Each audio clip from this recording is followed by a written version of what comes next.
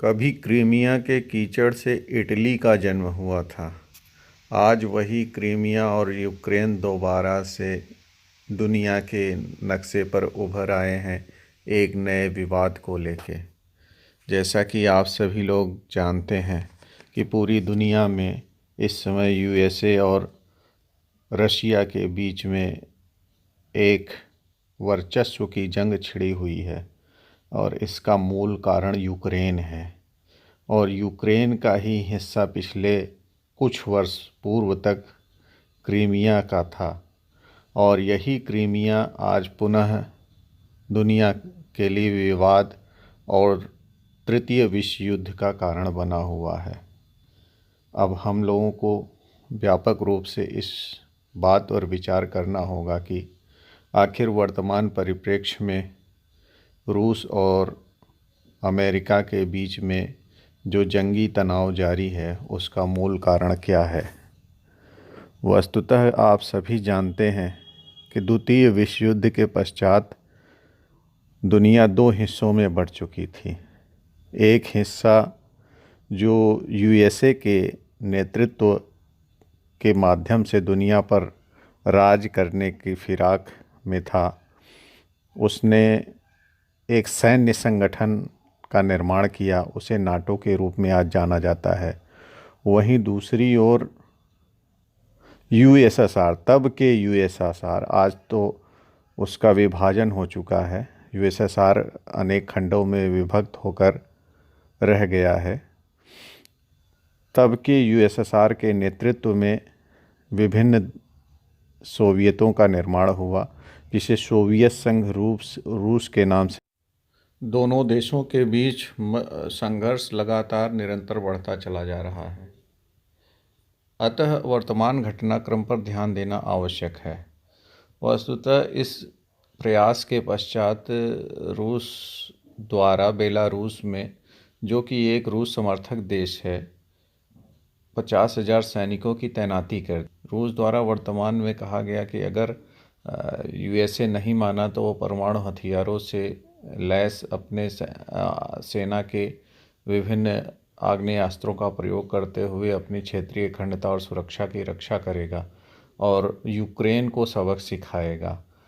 इस तरीके से बढ़ते हुए तनाव को देखते हुए जर्मनी और फ्रांस जैसे देशों ने रसिया और यूएसए के बीच तनाव को कम करने का प्रयास किया। वस्तुतः ये दोनों देश भले ही नाटो में शामिल हैं, लेकिन उनका ये मानना है कि मानवता की रक्षा के लिए तृतीय विश्व युद्ध की स्थिति को जन्म देना कदापि उचित नहीं है। ऐसे में रूस की मांगों पर विशेष ध्यान देते हुए यूएसए और रूस दोनों को समझदारी पूर्वक काम करना चाहिए। इस घटना के पश्चात संयुक्त राष्ट्र संघ में भी दोनों देशों के मध्य एक वार्तालाप हुआ, लेकिन यह वार्तालाप असफल रहा। रूस की मांगें यह हैं कि वह नाटो को अपने पड़ोसी देशों की सीमा में प्रवेश करने से रोकना चाहता है। वह क्षेत्रीय सुरक्षा की मांग कर रहा है। विवाद में समझौते 1997 के समझौता पत्र का उल्लेख करता है, जिसमें रूस से अलग, यूएसएसआर से अलग हुए देशों द्वारा अनुच्छेद 4 में यह उल्लेख किया गया था कि वो किसी भी राजनीतिक शक्ति में शामिल नहीं होंगे जिससे रूस को किसी भी प्रकार की क्षेत्रीय अखंडता और सुरक्षा का मुद्दा उत्पन्न हो। ऐसे में भारत का पक्ष जानना भी आवश्यक है। वास्तव में भारत पंथ निरपेक्षता और गुट निरपेक्षता की नीति का पालन सदैव करता रहा है, जिसके कारण भारत अभी भी न तो रूस के गुट में शामिल है, न ही अमेरिका के गुट में शामिल है। वह वेट एंड वॉच की स्थिति में बना हुआ है, यानी सही समय का इंतज़ार कर रहा है ताकि वह अपने हित का निर्णय ले सके। भारत की विदेश नीति और विदेश मंत्रालय के माध्यम से यह यूक्रेन में रह रहे 16,000 से ज़्यादा मेडिकल के छात्रों को निर्देश दिया गया है कि वह यथाशीघ्र यूक्रेन छोड़ दें ताकि वह अपने देश के नागरिकों के जान माल की रक्षा में उचित कदम उठा सके। ऐसे में पूरी दुनिया के लिए जो यह संकट उत्पन्न हुआ है, यह एक विचारणीय मुद्दा है। सभी पक्षों को ध्यानपूर्वक मानवता की रक्षा के लिए कार्य करना चाहिए। इसी में ही संपूर्ण समाज और देश तथा विश्व की भलाई है।